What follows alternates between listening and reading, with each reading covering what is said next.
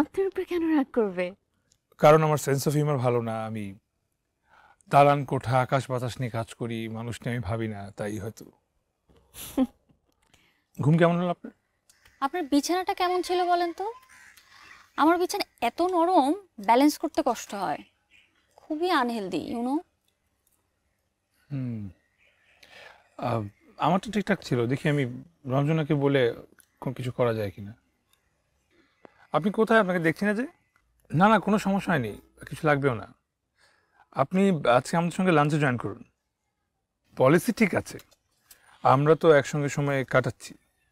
আপনি আমাদের সঙ্গে লাঞ্চ থাকলে আমাদের ভালো লাগবে। সো এখন ক্লায়েন্টদের ভালো লাগা তো আপনাদের পলিসিতে আছে তো, নাকি? ঠিক আছে, তাহলে চলে আসুন। এত জোর করার কি প্রয়োজন?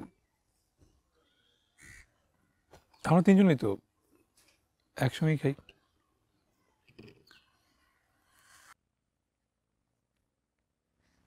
আই যে অনেকক্ষণ থেকে আপনাকে খুঁজছি আমি। আমাকে খুঁজছেন? হ্যাঁ, ফোন দিলেই পারতেন তো। কতবার ফোন দিয়েছি, আপনার ফোনটা মনে সাইলেন্ট মোডে আছে, আপনি তো টেরই পাননি। ওহো, মিস হয়ে গেল। আপনার মনে হয় না মিস প্রথমাকে আপনার আরেকটু সময় দেওয়া উচিত? আমরা ছিলাম একসঙ্গে, পরে এই যে গোল্ডেন লাইটটা মিস হয়ে যাবে দেখে ওনাকে বলেই ছবি তুলতে আসলাম। আচ্ছা শুনেন, আপনাদের স্পেশাল ডিনারের কিন্তু সব ব্যবস্থা হয়ে গেছে, so be prepared for that, ঠিক আছে? ওকে। ও আচ্ছা রঞ্জনা, আমি আর এখানে আসবো না। আমি কি বেশি আগে চলে আসলাম? Sir, I mean Kayes saheb, না না, আপনি এক্স্যাক্টলি ঠিক টাইমে এসেছেন। Please have a seat. বুঝুন না। Thank you.